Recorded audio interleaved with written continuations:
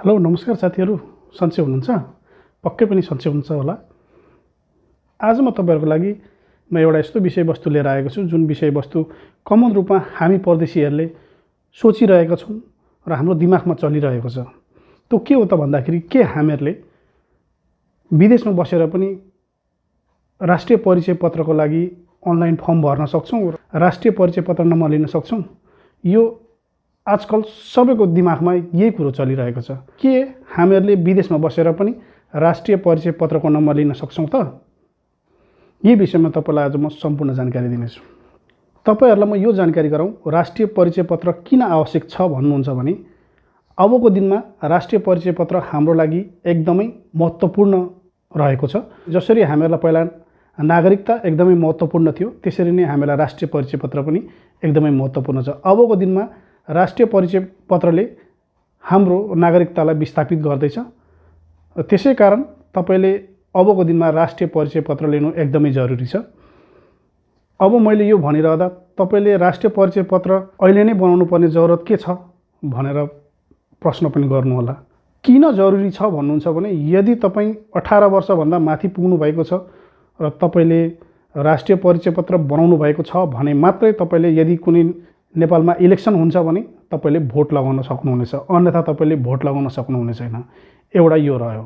दोस्रो नम्बरमा के छ भने हामीले ई पासपोर्ट बनाउनको लागि पनि अनिवार्य रूपमा राष्ट्रिय परिचय पत्र नम्बरै चाहियो र राष्ट्रिय परिचय पत्र नै चाहियो। यो 2 नम्बर रह्यो। तेस्रो नम्बरमा के छ भन्छन्, यो राष्ट्रिय परिचय पत्र बनाइसकेपछि तपाईँले भविष्यमा सरकारबाट पाउने सेवा सुविधाहरू पाउन सक्नुहुनेछ। यदि सरकारले कुनै सेवा सुविधाहरू नागरिकलाई दिनुपर्ने भयो भने त्यही राष्ट्रिय परिचय पत्रको आधारमा, राष्ट्रिय परिचय पत्रको नम्बरको आधारमा, तपाईँको डिटेल्सको आधारमा तपाईँले यदि सरकारी सुविधाहरू कुनै पाउनुहुनेछ भने त्यो पनि पाउनुहुनेछ। त्यसैको लागि पनि राष्ट्रिय परिचय पत्र एकदमै आवश्यक छ। अब तपाईँलाई म बताउन गइरहेको छु, राष्ट्रिय परिचय पत्र के विदेशबाट पनि लिन सकिन्छ त भन्ने प्रश्नमा म तपाईँलाई यो जानकारी गराउँ, राष्ट्रिय परिचय पत्र विदेशबाट अनलाइन फर्म त भर्नुहुन्छ, भर्न त सकिन्छ, कुनै ठुलो कुरो भएन। तर भरिसकेपछि राष्ट्रिय परिचय पत्र नम्बर लिनको लागि अपोइन्टमेन्ट लिनुपर्ने हुन्छ। हामीहरूले 10वटा औँलाको फिङ्गरप्रिन्ट दिनुपर्ने हुन्छ, हाम्रो आँखाको रेटिनाको स्क्यान दिनुपर्ने हुन्छ, हाम्रो फेसको स्क्यान दिनुपर्ने हुन्छ। त्यो कारणले जबसम्म तपाईँले बायोमेट्रिक गर्नुहुन्न तबसम्म राष्ट्रिय परिचय पत्र नम्बरै पाउनुहुन्न।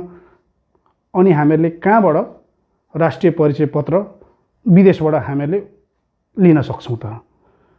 भनाइको मतलब के हो भन्दा त मेरो सिधा अहिलेको स्थितिमा हामीहरूले राष्ट्रिय परिचय पत्र विदेशबाट फर्म भरे तापनि अपोइन्टमेन्ट लिनुपर्ने हुन्छ। अपोइन्टमेन्ट लिइसकेपछि त्यहाँ आफै स्वयं उपस्थित भएर बायोमेट्रिक गर्नुपर्ने हुन्छ। त्यस कारणले त्यो हामीसँग सम्भव हुँदैन, किनभने हामी परदेशमा छौँ। हामीहरूले अहिलेको अवस्थामा विदेशबाट राष्ट्रिय परिचय पत्र नम्बर लिन सक्दैनौँ। आगामी दिनहरूमा सायद एम्बेसीको थ्रुबाट यो सम्भव होला। बिस्तारै हेर्दै जाउँ, आशा गरौँ पक्कै पनि नेपाल सरकारले केही न केही व्यवस्था गर्छ होला। अब राष्ट्रिय परिचय पत्र नम्बर नभइकन हामीहरूले ई पासपोर्ट पनि बनाउन सक्दैनौँ। ई पासपोर्ट भनेर तपाईँले सुनिराख्नु भएको होला। ई पासपोर्ट भनेको इलेक्ट्रोनिक्स पासपोर्ट, जुन पासपोर्टमा चिप जडान गरिएको छ र तपाईँको सम्पूर्ण बायोडाटा त्यसमा समावेश हुनेछ। तपाईँको राष्ट्रिय परिचय पत्रको जुन बायोडाटाहरू त्यहाँनिर समावेश गरेको छ त्यसैको आधारमा तपाईँको ई पासपोर्ट बन्ने हो। त्यस कारणले तपाईँहरूलाई म के आग्रह गर्न चाहनुहुन्छ भने भरिसके तपाईँले आफ्नो राष्ट्रिय परिचय पत्र बनाउँदाखेरि, यदि तपाईँ नेपालमै हुनुहुन्छ भने पनि राष्ट्रिय परिचय पत्र बनाउँदाखेरि आफ्नो सही बायोडाटाहरू दिनुहोला, जस कारणले तपाईँलाई भोलि भविष्यमा तपाईँलाई कुनै त्यस्तो अप्ठ्यारो नपरोस्। तपाईँले राष्ट्रिय परिचय पत्र बनाउनको लागि जुन अनलाइन फर्म फिल गर्नुभएको हुन्छ, जुन बायोडाटाहरू फर्म फिल गर्नुभएको हुन्छ त्यसैको आधारमा पनि तपाईँले ई पासपोर्ट पाउनुहुने हो। तपाईँहरूलाई म यो भन्न चाहन्छु, मैले कतिवटा भिडियोमा भनेको छु के विदेशबाट पनि ई पासपोर्ट बनाउन मिल्छ त भन्ने यस्ता खालका प्रश्नहरू राखेर मैले भिडियो बनाएको छु। तपाईँलाई म यो जानकारी गराउन चाहन्छु, राष्ट्रिय परिचय पत्र नभइकन ई पासपोर्ट बन्दैन। विदेशमा बसेर हामीले ई पासपोर्ट बनाउन सक्दैनौँ, यो ग्यारेन्टी हो। किनभने अहिले नेपाल सरकारले विश्वको कुनै पनि नेपाली राजदूतावासहरूमा यसको सुविधा दिएको छैन। अहिले त्यसै त नेपालमै पनि खुद विभिन्न जिल्लाहरूमा पुर्याउन सकेको छैन भने यो अवस्थामा तपाईलाई विश्वको अरू देशमा रहेको एम्बेसीहरूमा यो सुविधा दिने अहिले कुरै भएन। आशा गरौँ केही दिनमा केही समयपछि यो पनि हामीलाई एभेलेबल हुनेछ। जसरी हामीले पहिला एमआरपी पासपोर्ट यहाँबाट हामीले लिन्थ्यौँ, त्यसरी नै राष्ट्रिय परिचय पत्र बनाउनको लागि पनि यीबाट केही सुविधाहरू दिएर अनि हामीहरूले ई पासपोर्ट बनाउन सक्छौँ। आशा गरौँ सरकारले चाँडै नै यो यस्तो सुनौलो अवस्था सुरुवात गरिदियोस् चाँडै नै। तपाईँले देखिसक्नु भएको थियो मेरो थम्बनेलमा के हामीहरूले विदेशबाट पनि राष्ट्रिय परिचय पत्र बनाउन सक्छौँ भन्ने।